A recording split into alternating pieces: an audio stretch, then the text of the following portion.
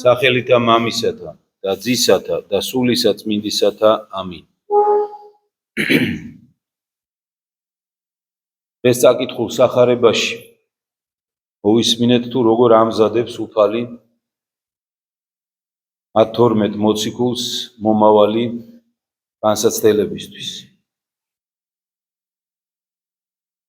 უთხრობს მათ და ეუბნება, რომ შეგინებული იქნება ის, შეპყრობილი იქნება, უამრავ შეურაცხყოფას მოითმეს მღვდელმთავართან, წიგნობართაგან. ანუ იმ ხალხისაგან, ვინც წესით უნდა ყოფილიყო სწორედ პირველად მისი მცნობელი. სწორედ მათგან დაისჯება იგი სიკვდილად. და ყველა შეურაცხყოფს მას. ის მოკვდება და მესამე დღეს აღდგება. საოცარი რამ არის?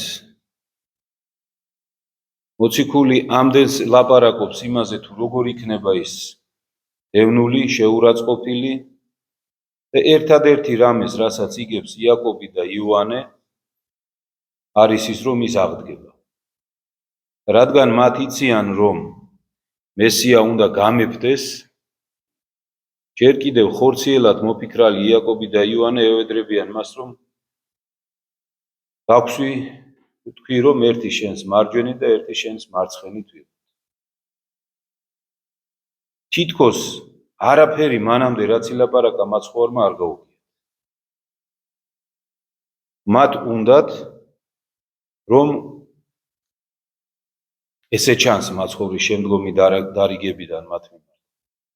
მათ უნდათ, რომ და არც ესმით, რომ მსხვერპლია გასაღები იმისათვის, რომ ჯილდო მიიღო.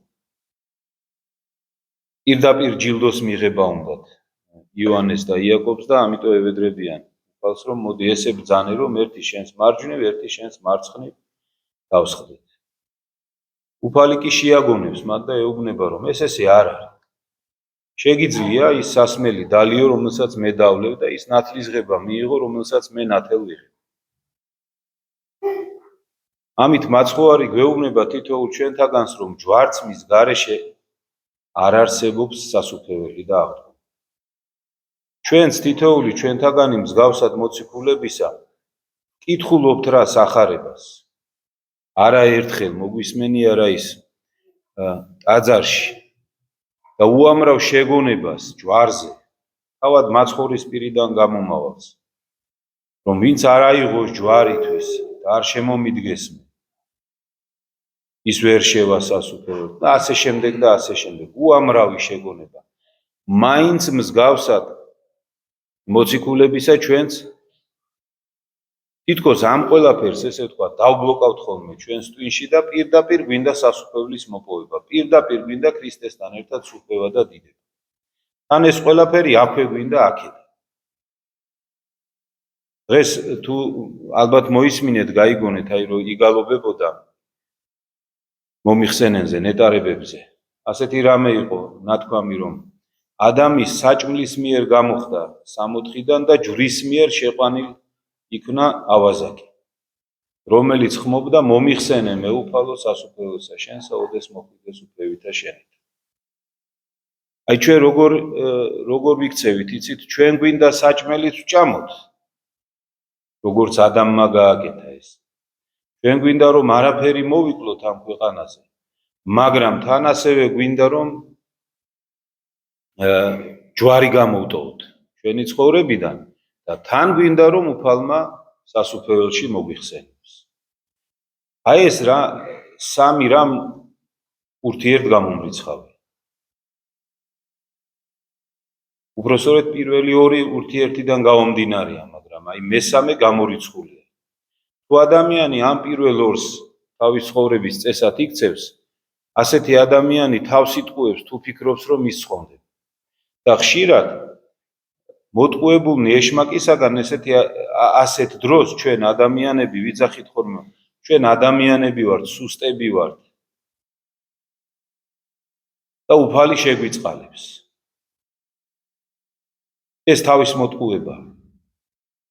თუ ადამიანო შენ შეგიძლია ბოროტებისთვის მოინდომო და უამრავი რამ გააკეთო.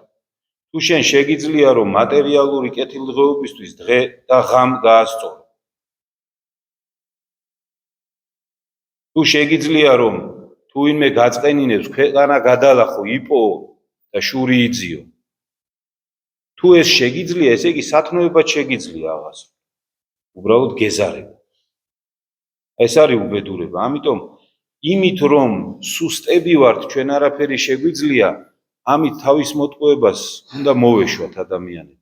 და მთელი ჩვენი ძალები უნდა ვიხმაროთ იმისათვის, რომ სათნოება აღვასრულოთ. მთელი ჩვენი გონება უნდა მოვიკრიბოთ იმისათვის, რომ მხოლოდ იმას კი არ უსმინოთ, რომ ქრისტე აღდგა და რომ ის მეფობს. იმასაც მოусმინოთ, როდესაც ის გვეუბნება, რომ ჩემთან ერთად ჯვარზე უნდა ამოხვიდე. ჩემთან ერთად უნდა ევნო, ჩემთან ერთად უნდა დაეფლა და მაშინ აღდგები ჩემთან ერთად. სხვანაირად არა. დღეს აი პროტესტანტული სამყარო ასე ფიქრობს, რომ რადგან ერთხელ ქრისტე გაეკრა ჯვარზე, ამიტომ ჩვენ არაფერი რომ არ ვაკეთოთ ამ ქვეყანაზე, მაინც ვცხონდებით. რაღა თქმა უნდა, ქრისტეს ჯვარცმისა და მისი მადლის გარეშე ვერცერთი ჩვენთაგანი ვერ ცხონდება. მაგრამ არც საქმეების გარეშეა შესაძლებელი ცხონება. სახარებაში ჩვენ ქრისტე გვეუბნება, რომ თქვენ მეგობარნი ჩემი ხართ, თუ ცნებებს აღასრულებთ, რომელიც მე მოგეცით. პირდაპირ დებს პირობას. სხვაგან გვეუბნება, რომ თუ მე გიყვარვართ, რასაც მე გეუბნებით, ის აღასრულებთ. რატომ გვეუბნება ამას უფალი? ამას იმისთვის გვეუბნება, რომ თავი არ მოვიტყუოთ. არ გვეგონოს უფლის მეგობარი, საკუთარი თავი და უფლის მოყვარული საკუთარი თავი, თუ მის ცნებებს არ აღვასრულებ. თუ შენი ნებით ცხოვრობ, შენი კეთილდღეობისთვის ცხოვრობ მხოლოდ.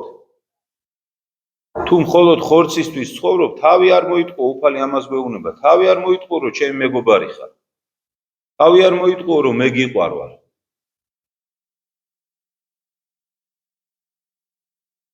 ამას რატო გვეუბნება?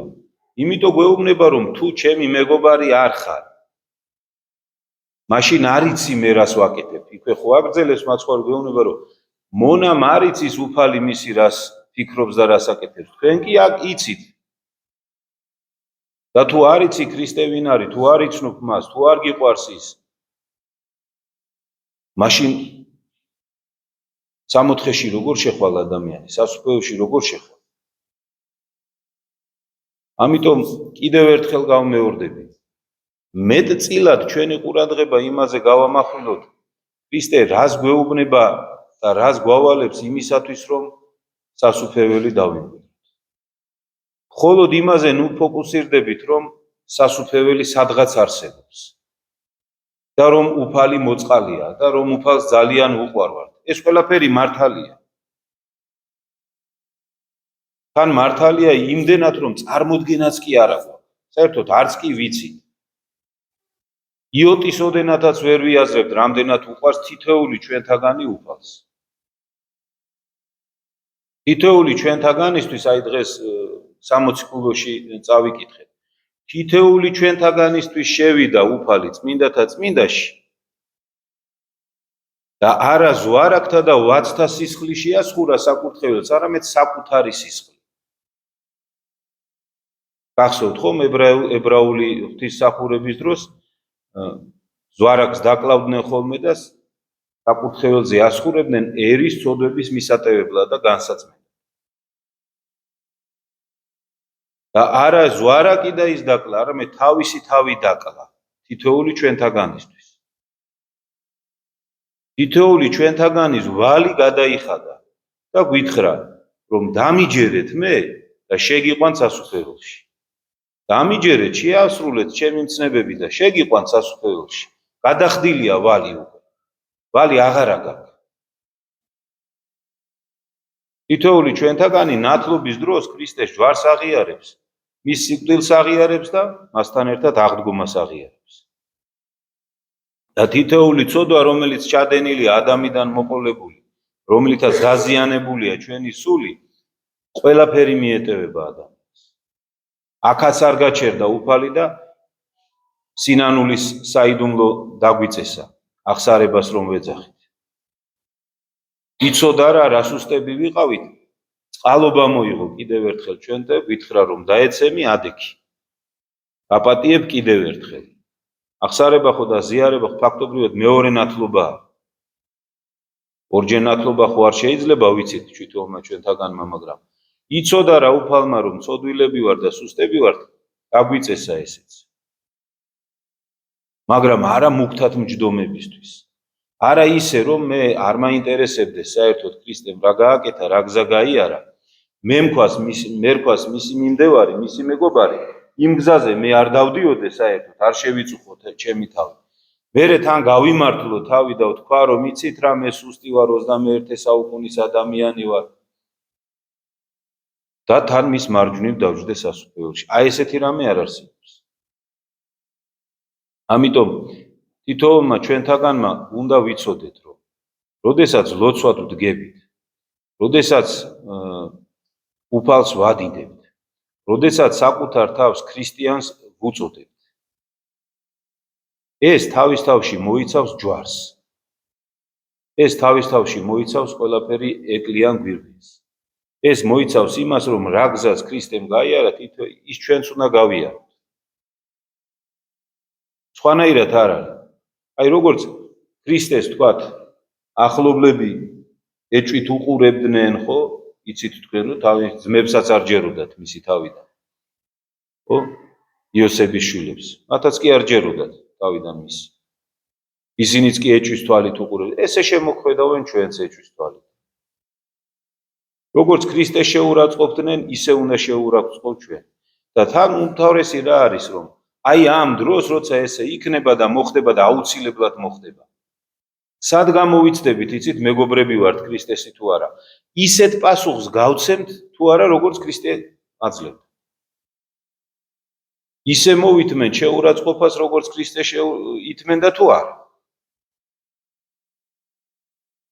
მიხდით ხო, აი ეს არის ქრისტიანობა, სხვა კი არაფერი. ანუ ქრისტიანი არის ადამიანი, ვინც სახარებას კითხულობს. ზედმიწევნით იცის იესო ქრისტეს ცხოვრება, ზედმიწევნით იცის მისი სიტყვები, მისი საქმეები და თავის ცხოვრების გზაზე, როდესაც მსგავსი რამ შეემთხვევა მას, მოიქცევა ისე, როგორც ქრისტე იქცევა. ეს არის ქრისტიანობა, ეს არის ჯვარი. თითოეულმა ჩვენთაგანმა ეს თუ არ გავიაზრეთ, მაშინ დამიჯერეთ, რომ საკუთარ თავს ვიტყუებთ. კიდე ერთხელ გავმეორდები და ამით დავასრულებ.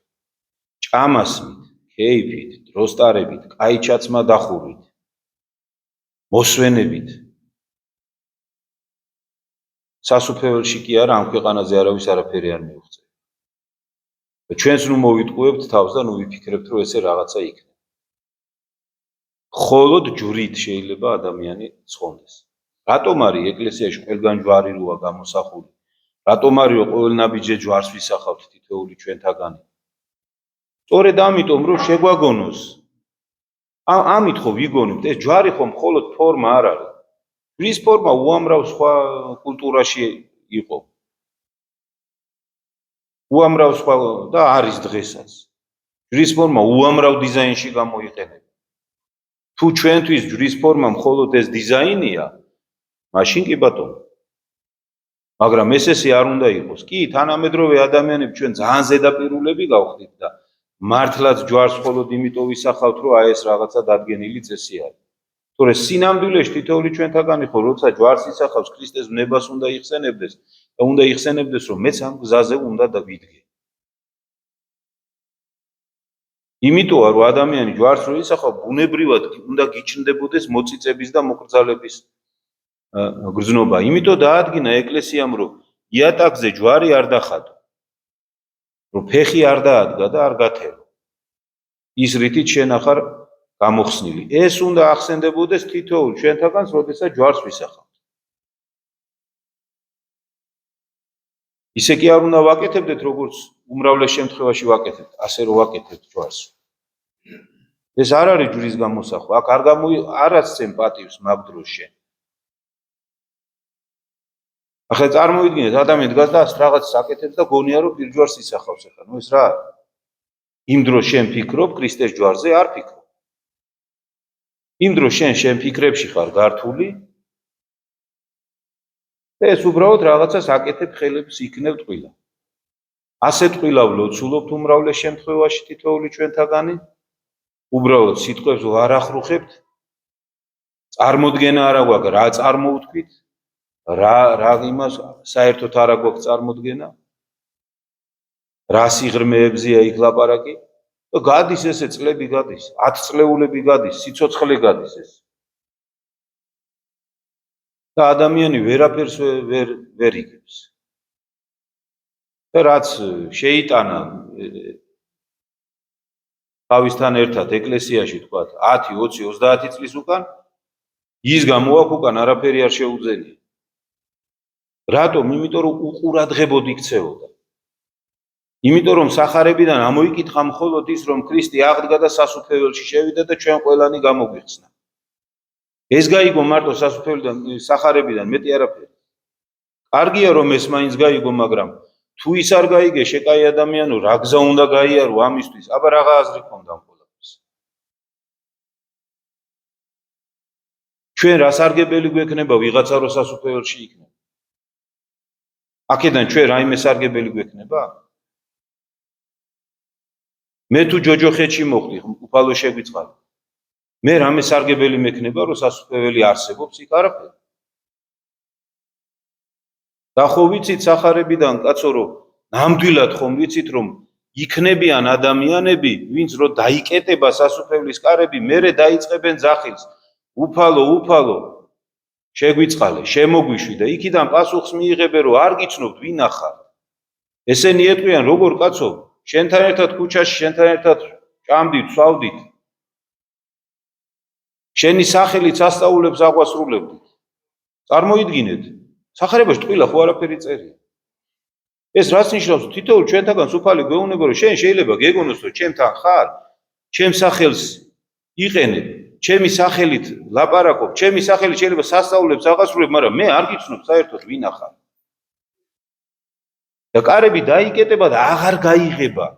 ამას ხო თითოეულ ჩვენთაგანს ეუბნება უფალი. და თითოეულ ჩვენთაგანს აფრთხილებს რომ ფრთხილად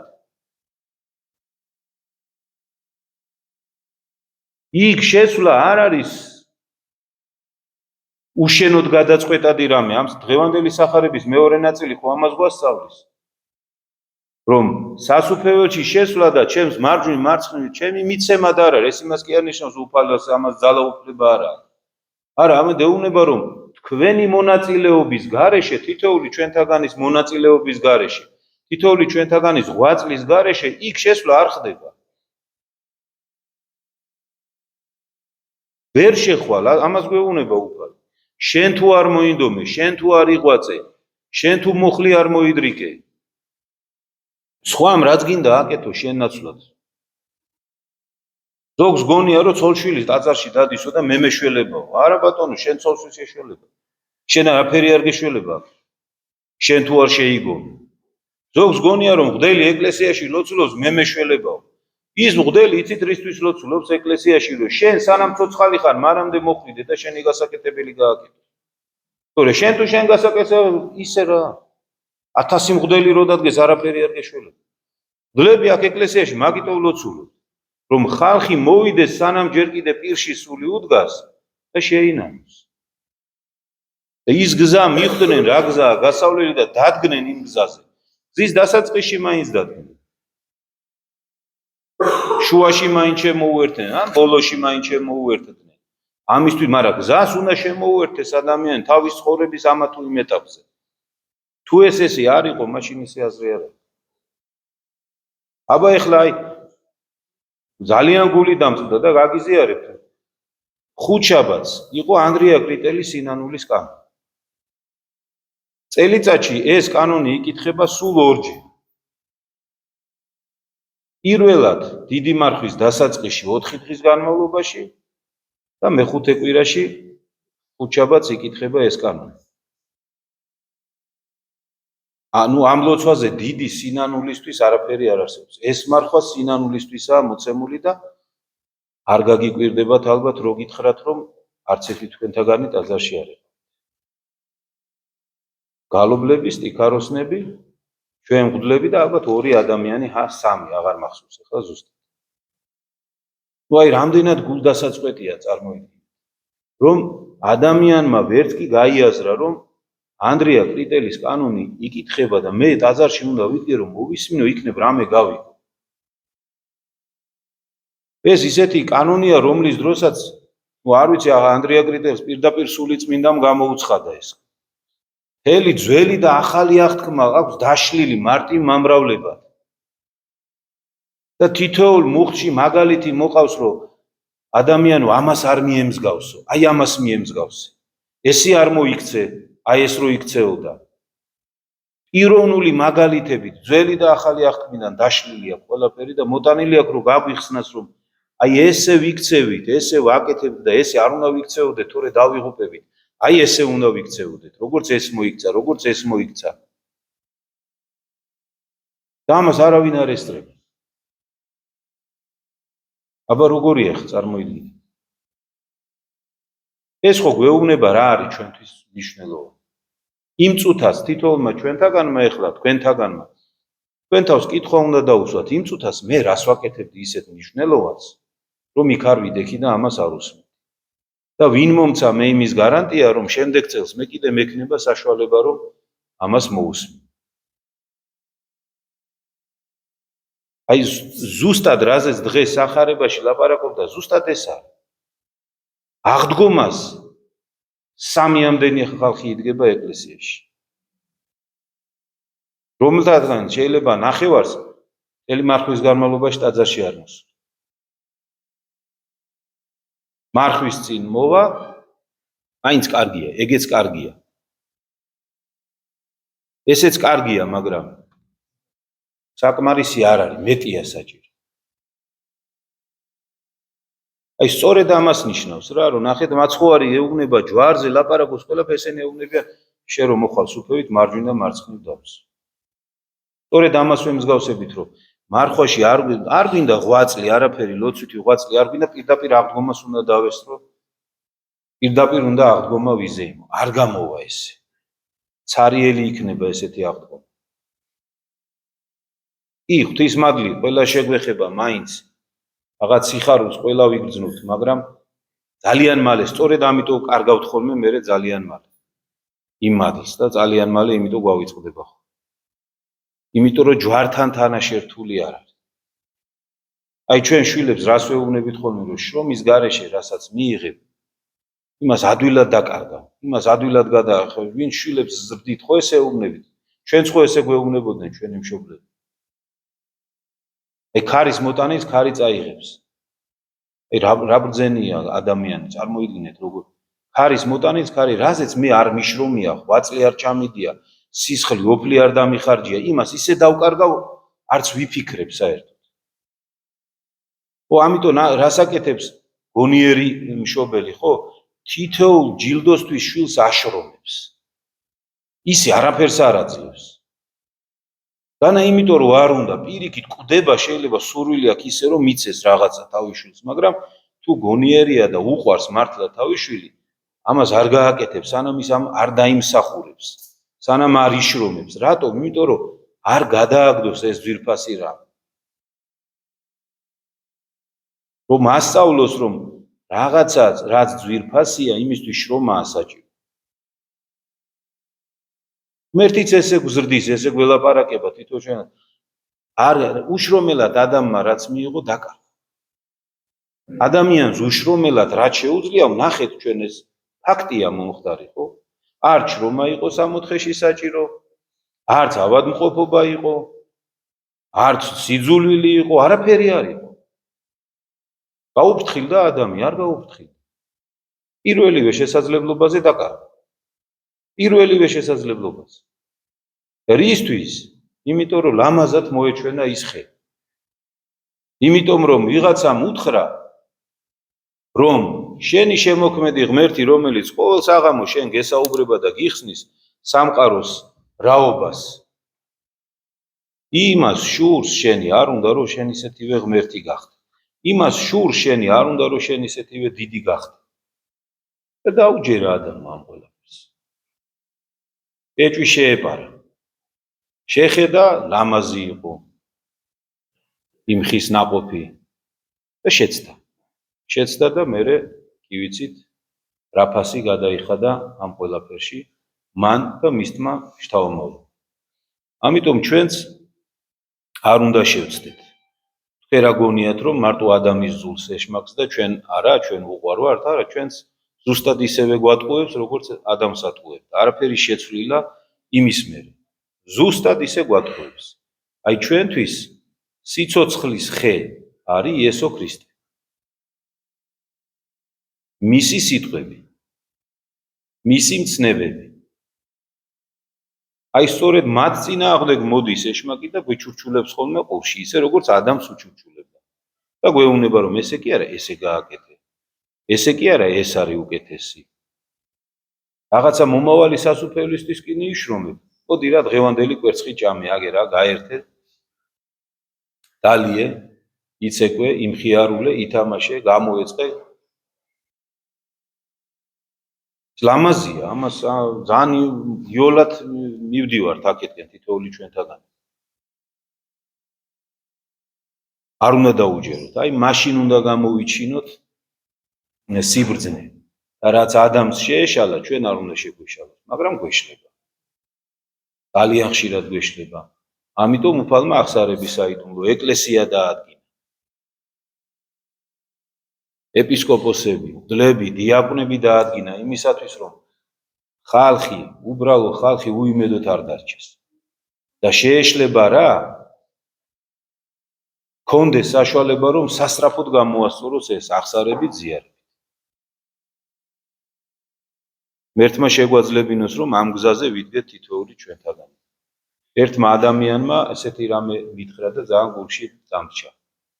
რომ ადამიანი, როდესაც დადის, დარბის რაღაცა, ბუნებრივია, რომ ხანდახან წაიქცეს. ეს ბუნებრივია. მაგრამ არაბუნებრივია, რომ ადამიანი წაქცეული დარჩეს მიწას. ეს უკვე არაბუნებრივია. ამიტომ ჩვენც როგორც ადამიანები, როგორც ცოცხალი არსებები, რა თქმა უნდა, შევცოდავთ ძალიან ბევრჯერ. ეს თითქოს, ჩვენთვის ბუნების წესით არ უნდა იყოს ესე, მაგრამ ბუნებრივია. მაგრამ არ გამოსწორება ამის უკვე არაბუნებრივია. აი ეს უფრო გასაკვირი არის, მისთვის ადამიანმა აღსარება არ თქვას, არ შეინანოს, არ ეცადოს მერე სწორ გზაზე დადგეს, ეს არაბუნებრივია. ეს უფრო გასაკვირი არის. მაგრამ ამას უფრო ხშირად ხედავთ სამწუხაროდ ჩვენ თავში. მერთმა შეგვაძლებინოს სწორ გზაზე დგომა, უფალმა შეგვაძლებინოს ჯვრის ტვირთვა ცხოვრების ბოლომდე და მერე სასუფეველში შესვლა მასთან ერთად. მერთმა დაგვეცოდა და გაგვირთვა.